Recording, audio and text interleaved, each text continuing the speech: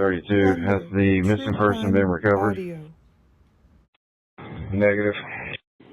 Copy. Plunder, PD, True Crime Call County Audio. Dispatch. 10, we have further Plunder, information that True DMR Crime and the Audio. Coast Guard are actively searching. John at X-ray 250, John at X-ray 250. It should come back to the missing juvenile. Disregard the missing person. Okay, for return to Elmore 1, please. The parents came and picked up the vehicle of the house that he spent the night at in the Prius. Yeah.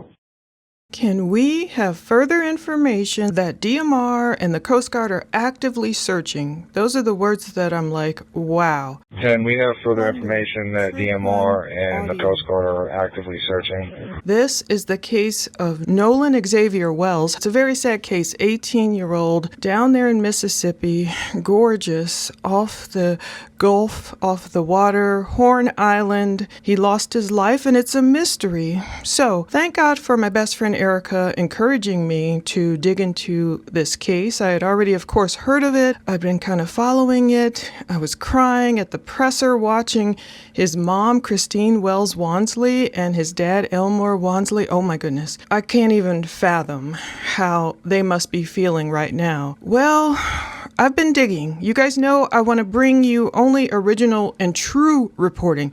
I see so much stuff going on. I was like, I shouldn't even get on TikTok today. I mean, Facebook, of course, mainstream media, everything. I wanted to dig for the dispatch audio. So I've been digging and digging through hours and hours and hours worth of audio. I'll put the raw audio up there on Patreon. But what surprised me is Nolan Xavier Wells, how long it took for just Jackson County, the sheriff's office in Mississippi, to even inquire that the Coast Guard and DMR, the Department of Marine Resources, were actively searching for him. This dispatch audio came in after 3 a.m. So that's why it's taking me so long. Bless God, I was able to find anything confirming it was related to Nolan. Okay, Nolan was born back in 2007.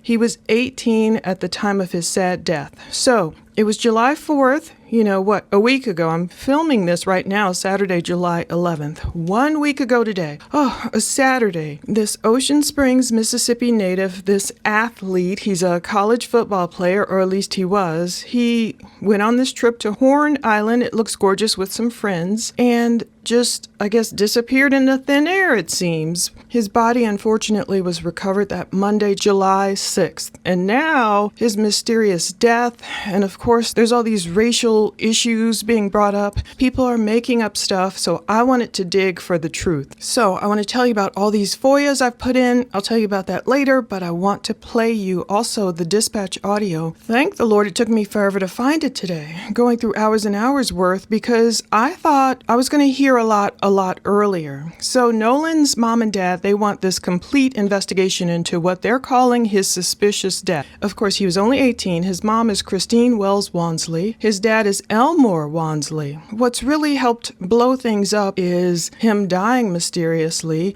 Social media doesn't always help because people, they don't have reading comprehension skills or understanding skills. There's this controversial Horn Island video. It claims that Nolan was in some kind of argument. And I thought, wait a minute, what? The person whose video it was, she came on and cleared things up. Now, the attorney Ben Crump, when I watched his press conference with the parents, he said, Nolan can be heard, saying, give me my freaking phone, give me my phone, what are you freaking doing? And I thought, I didn't know there was some kind of argument or altercation involving Nolan. Oh, he has some kind of video? But then when I found the video, and who I believe is the original person who put this video up, Anna C. Moore, she wrote on July 7th, 2026, quote, to clarify, I never stated that I saw Nolan. I also never stated that the argument you hear on the video was directed to and or involved Nolan. So, of course, Independence Day, people go boating down there, gorgeous again. I think I've only driven through like Biloxi nearby. Gorgeous things are, you hear about them and then you drive through, it's like, wow, it's beautiful. So I can see, his mom and dad said, oh, it was like his last hurrah. Oh, those words. It's like, oh, he graduated from high school. He's looking forward to this big college football career. And before he got serious, I guess, back into training mode, training camp, whatever those guys do, he wanted to, I guess, blow off some steam, go down July 4th, boating on an island, Horn Island, with his friends. He went down there. Now, I think Anna Seymour's video, if it's even hers, I don't know who originally put the video out. I'm assuming it's hers. It went viral. I haven't seen all the captions that people have placed on there. I can look in my video editing software right now. Anna may have written one thing like, oh, look at this video. Nolan was here in a group. I don't know what she originally wrote. But people can take, some people do it on purpose or they do it just because they jump to conclusions crazily. People have taken her video and ran with it and put all sorts of captions on it, like, look at Nolan. He's in a fight. He's in an argument. And even Nolan's best friend spoke with TMZ and said, I can't tell, the voices sound different in a different position. I don't think that's Nolan who's arguing. Other people have come forward and we still have to get confirmation, of course, from authorities. Other people have said, yeah, there was this fight, there was that fight, there was other stuff, but Nolan was not involved. So that's one point of controversy that's out there. Another reason I really dug for the truth, and I'm trying to get a solid timeline. So let's start. July 3rd, that was a Friday. Now, Nolan's mom, Christine, said that Nolan spent the night over his friend's house. This is important. They're going to call this like the second house, because that's where his car was parked, later retrieved. The parents came and picked up the vehicle of the house that he spent the night at in the Prius.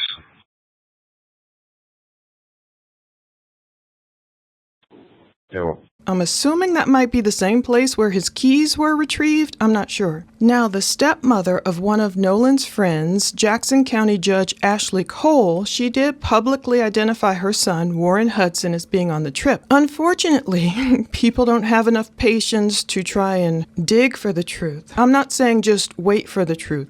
I know there's a peaceful protest going on right now as I film this. I'm all for pushing authorities to, of course, do their job, dig into the facts, tell us what actually happened. I'm not for people attacking this judge and attacking the friends and death threats and all this kind of crazy stuff where people don't even know what actually happened. So let's talk about what I found. July 4th, 2026, the last hurrah before, Nolan was to get back into his serious sports game or whatever. Around 3 p.m.-ish or so is the last time Nolan was seen, according to friends. Of course, police have to come out. They have posted things, so we know certain things are kind of jibing, certain things are valid, certain things are being corroborated by various people, but of course we won't have the actual interviews with his friends and all that stuff probably until much later. So around 4:30 p.m., that's when Nolan's friends, who he came down there with, left the island, apparently. Ashley Cole, again, that's Warren's stepmom, she wrote, Warren was interviewed by the Jackson County Sheriff's Department and cooperated fully. He saw Nolan last at around 3 p.m. on July 4th. They left. By they, she means Warren and the other guys, I guess. They left around 4:30 p.m. when the boat was taking on water, and they had an issue with the bilge pump. Is that how you say it? I think bilge pump. You can tell I'm not used to boating. Nolan made a decision to stay on the island and return inland later with another group of friends. So, is that true? That's what people are wondering. If it is true, why didn't Nolan grab his phone and his keys from that boat if that's where his phone and keys were to begin with? I know they say a lot of people leave their phone, they leave their phones on the boat. I get it, because of course they don't want to take their phones and their keys in the water. Even if you buy one of those Amazon pouches, I learned, thank God I didn't destroy my phone that I'm filming on right now. i14 Pro Max, thank God it's been holding out.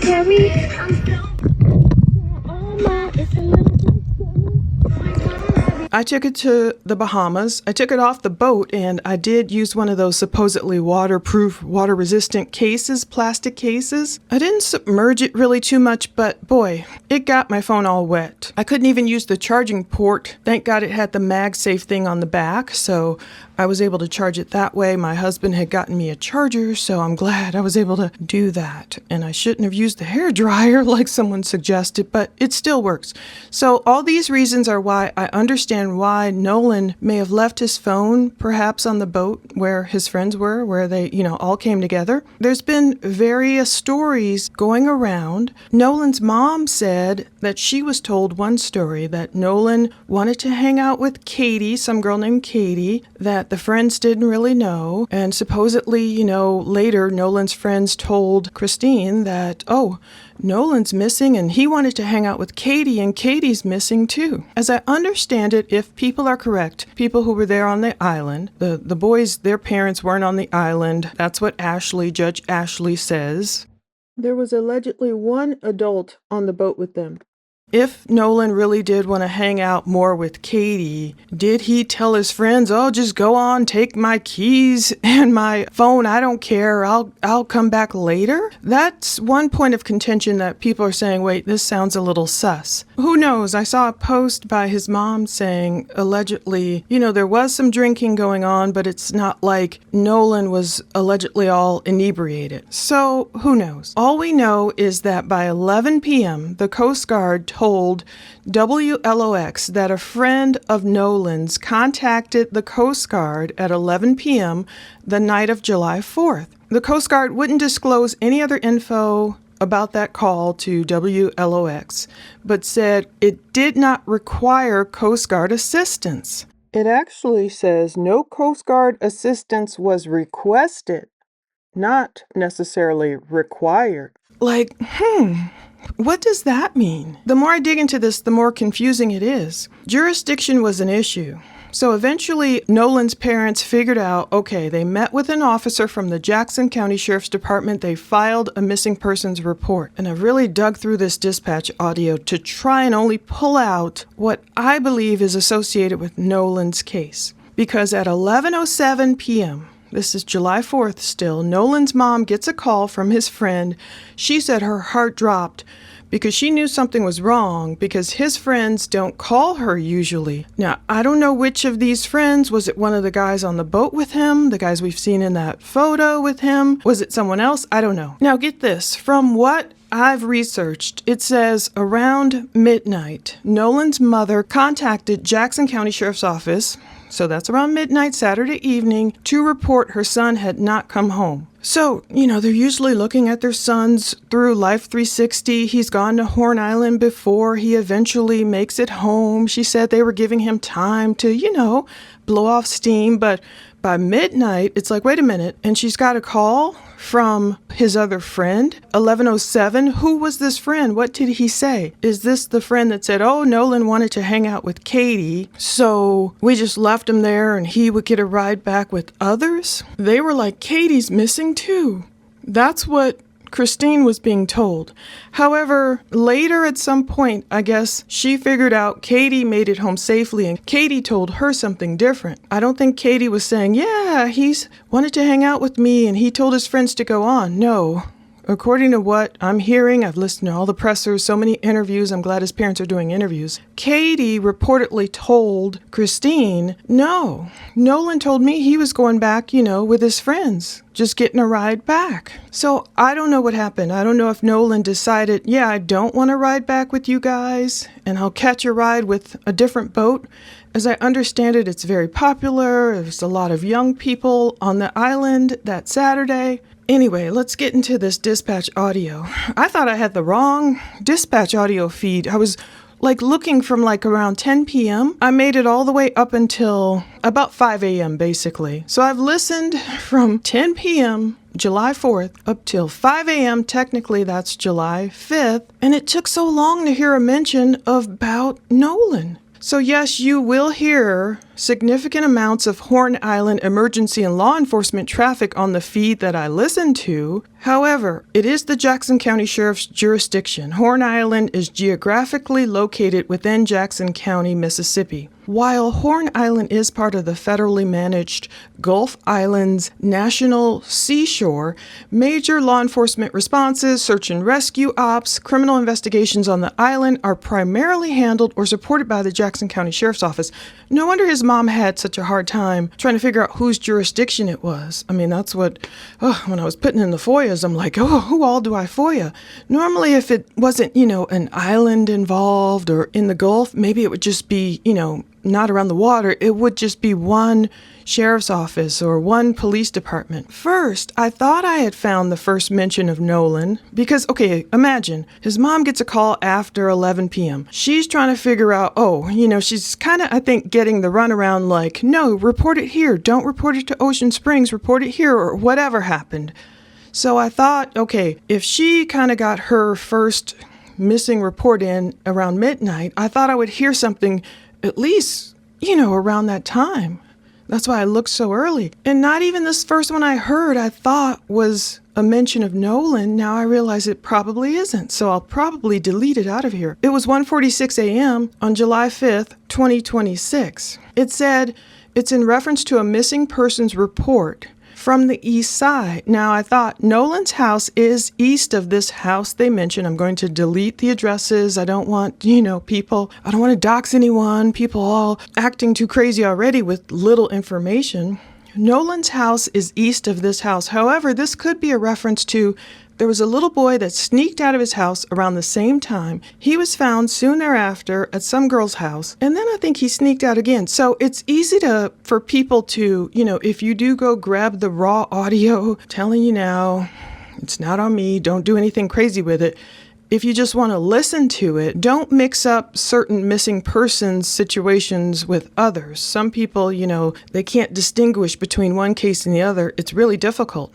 So I looked up the address. It's like this $1.01 million home. It's, related to some nurse practitioner or whatever. And so it was a missing persons report. And I thought, is that the mother of one of Nolan's friends reporting him missing? But I don't think it is. I think it's related to a separate case. It's a little boy. But I never could find dispatch audio, not yet, of Nolan's mom contacting Jackson County Sheriff's Office saying, my son is missing. I mean, I never found that initial report yet, that's strange. But if she was getting the runaround, I know why it happened. They said they're in front of apartment building 7. RP said they were trying to get keys to a vehicle, but a male is refusing to give them to her and her daughter. Dispatch could hear them yelling in the background. RP did say that it is almost physical, but not physical yet. So far, you said apartment building 7? 10-4. 129. Can show me at 23 at Bridgewater Park. 10-4. This could be related to Nolan's case. At 1:51 a.m. on July 5th, there's these apartments. There's a reporting party saying they are trying to get keys to a vehicle, but the male is refusing to give them to her and her daughter. That might not be Nolan's case, but it could be because Christine had a friend go over to a house, or I'm not sure if it was an apartment, to pick up, while Christine was trying to figure out, what jurisdiction, how do I do this missing persons report? Christine had one of her friends go over to a house and get Nolan's phone, retrieve his phone. And that's the second red flag. Christine says she had to track Nolan, and she tracked him on Life 360. She saw that his phone was at some residence. His other friends, I guess, were helping her track his location on Snapchat. The phone was at a different location than what Snapchat was showing. I mean, how does that happen? Did someone turn off his location services? Did someone turn off his location in Snap? I don't know. See how confusing this is. But I want to get this correct. That's why I wasn't even going to do this video unless I could bring you something factual. Oops. Spilled water. Okay, let's keep rolling. That's why I think this snippet could be related to Christine's friend going over there trying to get Nolan's car keys from some male. That's why it could be the male refusing to give these keys to her and her daughter, and dispatch could hear them yelling in the background. Reporting party said it almost got physical, but it's not physical yet. The reason why I think this could be related to Nolan is because Nolan's dad has said in the press conferences that the missing car keys were an issue. It's not clear because in the presser, emotions are high and it's kind of hard to understand. Someone went to the house where Nolan had slept the night before, whether it was Nolan's mom and dad or the friend. That's what I'm not clear on. I'm assuming Nolan's phone and car keys were in the same location at some other place that Christine sent her friend to retrieve. It was at the home, allegedly, of one of these guys he traveled to Horn Island with. They were trying to get his car keys. His dad described when they arrived, there were a bunch of friends at the door. The situation was tense. They were asking a lot of questions. I don't know who was asking the questions. Nolan's father just said he calmed down, he calmed them down, he calmed down, and he asked for Nolan's car keys. One friend was asleep in his room. He came out and was like, I don't have the keys. Kind of like, I don't know. Nolan's dad said he calmed down. He said, please go check again. And the kid claimed he couldn't find them. Now, was this kid in his right mind? Was he, inebriated? Was he lying? What's happening? Nolan's father, he was frustrated. So he was literally there. So I don't know if this call is related to that or not, but he was frustrated. But he had heard another friend on the phone with a girl who had hung out with the group earlier. And she said, oh, Nolan's keys are right on top of your Xbox. Nolan's father went back to that house or whatever it was alone. And 5 minutes later, all of a sudden, the keys were found. Whoa. So eventually at midnight, prior to this, Nolan's mom and dad reportedly met with a cop in the McDonald's parking lot to start giving them all the details. We can hear the Jackson County Dispatch, but we can't hear, not that I know, anywhere you can grab. I've already FOIA'd the Coast Guard, but I don't think you can hear the Coast Guard audio anywhere. Unless I find it and put it in here, I don't think you can. It's weird that, of course, some miscommunication will happen. But what's weird to me is, what I meant to say was, why would anyone ever hesitate in giving Nolan's keys and phone and everything over to his parents if they knew those were his parents? Miscommunication was at first. People didn't think any of Nolan's friends called the Coast Guard or reported him missing at all. But what's weird to me is this report. Of course, they came back and they were like, oh, we were wrong. Coast Guard said we were wrong. Someone did, report Nolan missing. But this is weird. The Coast Guard isn't giving up any other info about the call that happened about 11 p.m. It said it did not require Coast Guard assistance. What is that about?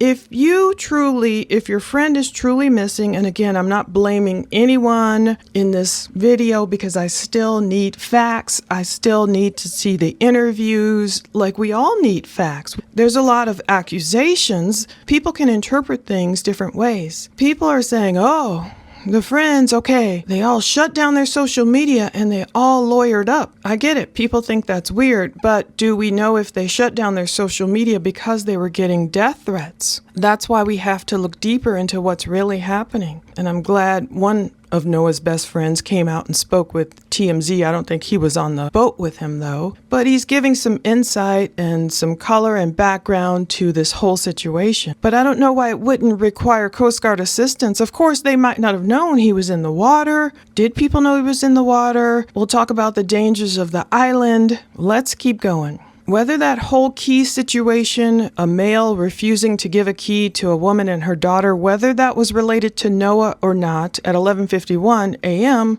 I don't know. And there's more situations. I won't give the exact address or anything. But this is what surprised me. John at X-ray 250, John at X-ray 250. It should come back to the missing juvenile. Plunder. Disregard the missing person. Audio.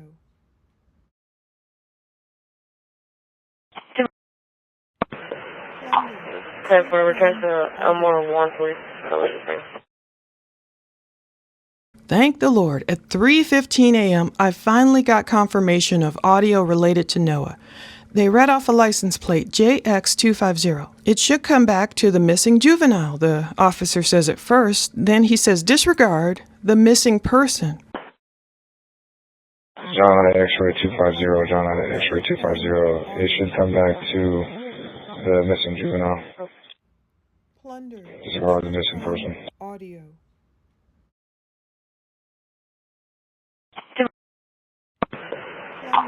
Okay, for return to Elmore 1, please. Okay, why is this coming in at 3:15 a.m.? If Broadcastify has the correct time, these are all central times. If the parents met in the parking lot at midnight with the officer, why is it taking until 3 a.m., 3:15 a.m. to run Noah's license plate? The dispatcher says, yes, 10-4. It returns to Elmore Wansley, Ocean Springs. Now I get it, it's the middle of the night. I've listened to so much dispatch audio. I'm like, oh my goodness. So much of it sometimes is so mumbled. I understand sometimes they're speaking softly because they know the officer might have the radio up. They want to say the codes. They don't want to say things that might upset others. But she's just like, yes, it returns to Elmore Wansley, Ocean Springs. I was like, oh my goodness. But anyway, thank God. Okay, that was my confirmation. All the other stuff when I heard, missing person reported, and I searched the house and I was trying to connect it somehow to Nolan and his friends, and it just wouldn't connect. And I was thinking, okay, that might not be him. Maybe that's that other missing little boy. But this finally, 3:15 a.m., Noah Wells license plate. Yes, it returns to his dad, Elmore Wansley, Ocean Springs. 10 minutes later, 3:25 a.m. approximately. These are approximate times. We get the half-an-hour chunks of audio we can download because I pay for the premium so I can go get the archives. 3:25 a.m. Has the missing person been recovered? Negative. Ugh. 32. Has the missing person been recovered? Audio. Negative. True crime audio. Copy. True PD. crime Call audio. County Dispatch.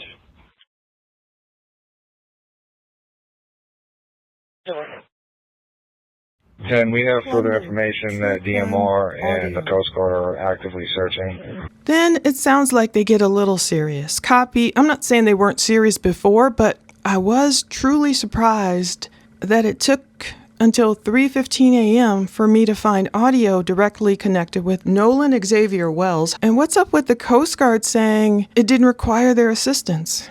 Heaven forbid if I was on some island and then whether my friends left me in some kind of state or whether I just said go ahead and then you're just still out there and it's dark and it's like, oh, we don't know where he is, but we don't need the Coast Guard. I mean, if you don't know where he is, how do you know you don't need the Coast Guard? Anyway, once this person heard, okay, the missing person has not been recovered, negative, copy, PD, call County Dispatch. Can we have further information that DMR, Department of Marine Resources, and the Coast Guard are actively searching? So they're trying to get confirmation at 3:25 a.m. That's what gets me. It is more than 12 hours. It is about 12 hours since Nolan Xavier Wells has been seen by anyone. And then that's when, of course, Jackson County didn't know about it until, I don't know when they knew about it, because here's another red flag. There's so many red flags, let me tell you. I'm kind of like, now I know we're working with only a few puzzle pieces, and once all the pieces come together, we'll know more. So I don't like to jump to conclusions. But it's 3:25 a.m., and they're like, okay, has the missing person been recovered? Negative. Copy. PD, call County Dispatch. Can we have further information that DMR and the Coast Guard are actively searching? Middle of the night, okay, he hasn't been seen in 12 hours. Is the Coast Guard actively searching? Then I later hear more that I'm pretty sure 99% would be related to Noah, because it says the parents came and picked up the vehicle from the house that he spent the night at. The parents came and picked up the vehicle of the house that he spent the night at in the Prius. Plunder, true crime audio. There's no tape that in the cab. Also, he's been out here since, he says about 02:30 is when he initially called him. I know we got the call a little later, but just notate that as well. Plunder, true crime audio. Was he just walking around?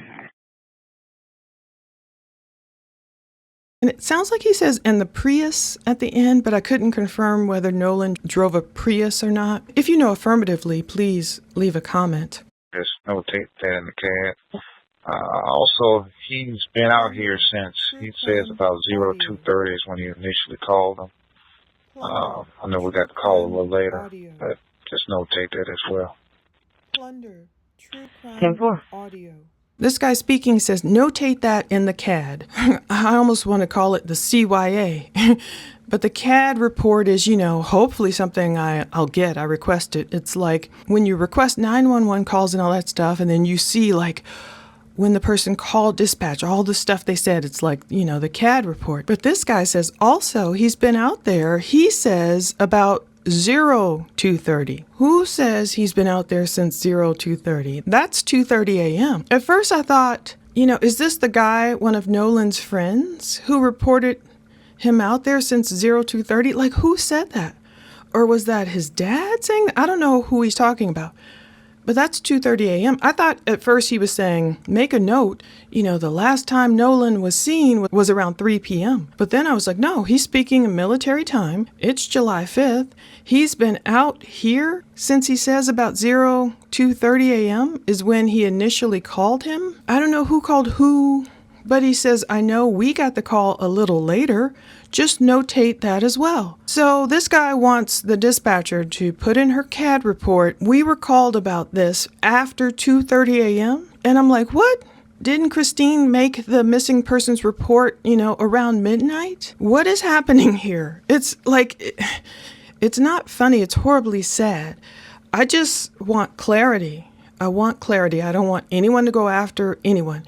If people need to be arrested, we pray to God in Jesus, we will see some arrests. Maybe by the time I edit and publish this. I don't know. We haven't seen any of those interviews. They haven't released anything. Oh, the snail mail. We'll get there, let me tell you. Okay, so now it's Sunday, July 5th, and there's this updated press release from the Jackson County Sheriff's Department. They say, we're currently in search of a missing person, Nolan Xavier Wells. He's described as an 18-year-old black male, approximately 6 feet 1 inches tall, weighing 180 pounds. He was last seen on Horn Island wearing blue, not black, as previously mentioned swim trunks. So who told them in the first place his trunks were black? And was that misdirection intended to be that way? I don't know. Nolan's mom says a girl sent her a photo, that famous photo we've seen. He has a red necklace on. He's shirtless, Nolan, and he has on blue trunks, not black trunks. She was like, Miss Christine, I want you to see what he was wearing. It wasn't black swim trunks. So maybe someone just got it wrong, whatever. Some people are colorblind, but some people, did they intentionally try to misdirect? So he had on sunglasses, no shirt. Is that how he was walking around the island later that night? Did he not have a shirt anywhere with him? I mean, doesn't it? I know it's pretty hot down there, I'm sure, but doesn't it get colder a little bit at night? How long did he plan on staying? What the heck happened? Did he really have an argument with anyone or no? The Jackson County Sheriff's Department is currently searching Horn Island with the assistance of the Department of Marine Resources, DMR, the Gulf Islands National Seashore. I don't know if I FOIA'd them now. I'm going to do that as soon as I get off of here. And the U.S. Coast Guard. Jackson County Sheriff's Department is reestablishing their command post. That's what they did at the Lake Mars boat launch in Ocean Springs. They were provided the photo of Nolan at Horn Island on July 4th. Anybody, they're like, look, if you talk with him, if you have any info, I'm sure they're getting tons of, hopefully, evidence. The police want unedited, just raw videos, anything that would help, even if you think it won't. It says at 12:26 p.m., the Coast Guard Sector Mobile said it received a request for assistance from JCSO in search of a missing person in the vicinity of Horn Island. 12:26 p.m. when? July 5th? Afternoon? That's when the Coast Guard got a request for assistance? I mean, I don't know. That's what it says. But I'm like, what? The Coast Guard said an urgent marine info broadcast was issued. A helicopter was sent to search the area. I'm just not understanding. I think I'm confused because I'm used to going through getting the dispatch audio. As soon as they hear a missing person is there, and if it's just kind of one jurisdiction, things kind of pick up. And I was like, am I even on the right feed archive? Do they just encrypt everything? Do they go silent? I was like, where is all the audio of like searching for Nolan? And it seemed like it never really popped off from what I could hear from the JCSO. You know, I couldn't hear Coast Guard, I couldn't hear the others, but it looked like the Coast Guard was probably doing nothing because they were kind of told to stand down or something. I don't get it. If by midnight JCSO knew from the parents, Nolan never made it back from that island. I mean, heaven forbid, as a mom, you want to move heaven and earth, a dad, everyone. You'd be like, put the planes, the drones in the air. Like his dad said, look, if I had a boat, I would have been out there. You know, he would have been out there at midnight, I'm sure, with a big old flashlight, like in the water, searching for his son, and on the island, I'm sure. It says at 12:31 p.m., JCSO issued a presser saying it was searching for Nolan, the 18-year-old. By Monday, July 6th, the sad news: the United Cajun Navy aircraft took to the air just before 6 a.m. Monday, so that's good, they were up there. Search boats were deployed again, and I might have to put the rest of this, whatever audio I find for the search and rescue or the recovery, I'll put that in separate episodes. You can imagine how long it took me to even go and listen from like 10 p.m. on July 4th all the way till like 5 a.m., what's that, like 7 hours worth of audio, you know, digging through. Of course, there's some dead spaces, but still digging through and trying to figure out what's pertinent, what's not related to Nolan, confirm that which is related to Nolan. So the search boats were out there again. This is Monday, July 6th. Last vessels leaving just before 8 a.m. Around 8:45 a.m., Sheriff Ledbetter confirmed authorities got a call reporting a body found at the northwestern tip of Horn Island. The body was discovered by a U.S. Park Service ranger. So Noah's family was asked to come down to the Lake Mars boat launch, and they were met by the sheriff and the coroner. Just after 11 a.m., the family was taken to the coroner's office, and they had to identify their son's body. Just before 1 p.m., Noah's family confirmed his death on social media. His mother posted on Facebook he was found. It's horrible. And so July 8th, the Jackson County Sheriff's Department posted this update around 12:11 p.m. They were continually still searching at that point, but they did, beg for anybody who interacted with him, saw him, anything. They want the original unedited photos, videos, taken, and that northwest tip of Horn Island, everything July 4th, particularly anything they're saying of this alleged altercation or images they believe include Noah. They're saying, we want the original media because that could have critical details. If you observed or overheard, ear witness, eyewitness, whatever, an argument, a disturbance, other unusual activity while you were on the island that day, even info you don't think is important could prove valuable to investigators. So the first-hand knowledge people come forward, not those who are like, I think, that's the thing, I don't know. You see people saying all this stuff on Facebook, but you're like, okay, was that really Nolan? Or, anyway, it's an active investigation. In Horn Island, I did look up drownings and danger. It has notoriously strong currents. The barrier islands off of Mississippi have a long history of dangerous, unpredictable currents. There are high-risk zones, and they're particularly intense around the tips of the island. The northwestern and eastern ends are subject to rapid tidal shifts and strong rip currents that can easily overpower even experienced swimmers and athletes. So I get it. Some people are immediately going to foul play because they're like, he's a great swimmer. Don't, assume all black people can't swim. I love the water. I love to swim. But, I have a healthy respect for God and the ocean. Like I just got back from Ocean City and the waves, Ocean City, Maryland, and the waves were there. I mean, I was not going to disrespect those waves, I was like, we can't think we're invincible. But it is annoying. Alcohol, we know, and water don't mix. Thank God I didn't drown one time. Michigan City, Indiana. That was crazy. Drinking. Our friends dropped us off this boat and we jumped in and, I'm swimming on my back. Just after we got off the boat and we jumped in the water to swim to shore because it wasn't like a dock. They said our friends were like, wait a minute, we dropped you too far from shore. But we'd already jumped in the water and were swimming back. And so I was swimming back and how the wake from a boat, there were waves that went, and I'm even on my back and I'm like, and I called out to my friend and she was just like, Dory, just keep swimming. I was like, oh, Lord. I kept swimming. Finally, I saw my other friend standing up, and I knew it was safe to stand up. I was like, thank you, Jesus. So all the times, like that instance, unfortunately, I could have lost my life. In Ocean City, Maryland, we first get there that first night. It's dark. And I know some people are sea babies. You know, they're used to the water. They're used to growing up on the coast. But still, this guy, he might have been a little, who knows. But he's in the water in the dark with his two sons, and he's going, help, help, help, help. I was about to jump up and run over there, and his kids are like, oh, Dad, Dad, oh, Dad. And this woman goes over there and is like, are you okay? He's like, oh, I'm fine. He was just joking. I'm like, you don't joke around waves in the ocean like that. You don't pretend to drown. And anyway, at the next day at the beach, I kept my eye on certain people because I was like, whoa, you know, these three, they look like teenage girls. They were out there kind of far out, not too far out. There were no buoys. I don't know where the edge was. But anyway, they were swimming. They were kind of going a little far. Obviously, they were good swimmers, but they were swimming and swimming and swimming and just out there and in the waves and in the waves and in the waves.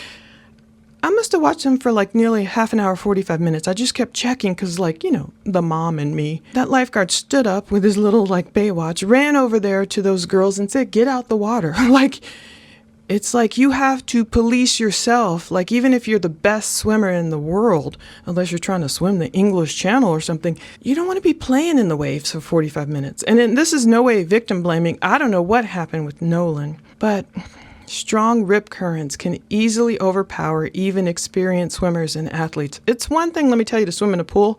I've even had trouble in swimming in a pool. Like, the lifeguard was like, are you okay? You know, I'm like swimming because I like to swim hard and fast when I can. But I was like, you know, swimming in a pool is one thing. Swimming in the ocean is quite another. It's a remote location, Horn Island. Unfortunately, there are 1 or 2 fatal drownings or boating-related fatalities around that Mississippi barrier island each year, they say, exacerbated by alcohol consumption during heavy boating holidays like the 4th of July. I'm not saying that's what happened to Nolan. It could be some foul play happened. I know people were pissed because the sheriff was like he had no evidence of foul play. And hearing this audio, I tell you what, things do seem a little, so many red flags. Like, I expected to find audio earlier in the evening. I expected things to be like, where is he? Where is he? And then that Coast Guard report about, oh, your assistance isn't needed. Anyway, here are my FOIAs. I submitted multiple public records requests regarding this investigation into 18-year-old Nolan's death. DMR, they got my FOIA. They said processing takes 5 to 7 business days. Records will be released to me via email after they receive my payment by check. So I mailed them a check. Yeah, that's the one I mailed. I have to keep straight who I mailed. Yeah, I want to make sure I mailed this check to her because that's one thing that really angers me is the snail mail. Let me tell you, that really angers me. 5 to 7 business days to process. And then she'll provide me with an estimate. Okay, so I'm waiting for my estimate on that one. I was going to say, I don't think I mailed them one. DMR, they got my FOIA. They'll give me an estimate, and then I'll have to send them a check. Maybe I can UPS it. NPS, National Park Service, that's the government. I FOIA'd them. Who knows? That could take forever. I mean, with the Gabby Petito case, I felt like it took 2 years to get the video I requested from NPS. Did I say NPR? Probably. Going through so many government agencies. Anyway, the Ocean Springs Police Department. I knew they had nothing to do with it. Well, kind of related. I think that's probably who Nolan's mom thought she had to contact first. But they informed me Jackson County Sheriff's Department is investigating the case. It didn't happen in their jurisdiction, so okay. Jackson County Sheriff's Office, I accidentally sent it to Michigan first. I was like, am I okay? And I got it through Gemini. I was like, oh, no, nothing from them because I tapped the wrong Jackson County. Then I found the right Jackson County Sheriff's Department in Mississippi. I submitted that online records request July 9th for all this stuff I want. Dispatch logs, reports, body cam footage, the videos, investigation files, everything, recovery reports. That's the one I just sent a check to. They wanted $25 before they did anything. Even if they end up giving me nothing, they were like, send us a check for $25 first. Yep. Jackson County Sheriff's Office, $25. Yeah, because I have all these other ones. Arizona Department of Safety, that's the Barry Morphew case. And then the Aiken County had to send them $35. You guys know that horrible case of that little girl, those parents, lied, and what they did with her remains. We'll get there in a separate video. So that's it. Ezekiel 44:3, the prince himself is the only one who may sit inside the gateway to eat in the presence of the Lord. That reminds me of Revelation when God says, sup with me. But he is to enter by the way, Jesus is the way. He is to enter by way of the portico of the gateway and go out the same way. That reminded me of the scripture when it's like Jesus will return in the same way. The same way you saw him left, he will return. That's what the angels said when the angels were telling the people, men of Galilee, why do you stare at the sky? They were waiting for Jesus to come back. Aren't we all? So that's where it is with the Nolan Wells case. I will probably create additional episodes to dig through the remaining days, because I'm only up to 5 a.m., because I'm only up to Sunday, 5 a.m., July 5th.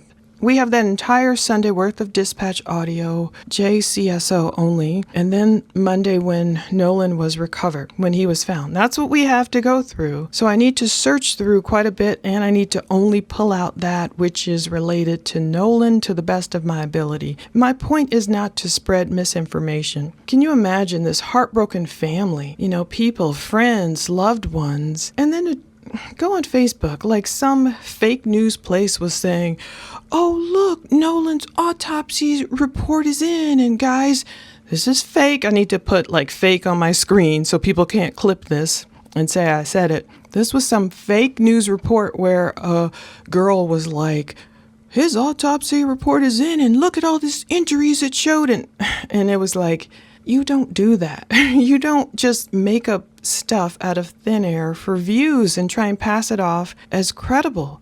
I mean, it's bad enough they're doing that with the Siders Children 16 case. People are either just making up fake videos or they're grabbing clips from unrelated stuff and trying to pass it off as if it's real. And to me, it's like these true crime cases are tragic enough. It's one thing, of course, if you want to create a rendering, or they've been doing it for years, like on 2020, and they say, oh, this is a depiction of, how we imagine it happened. Obviously, the media's been doing that forever.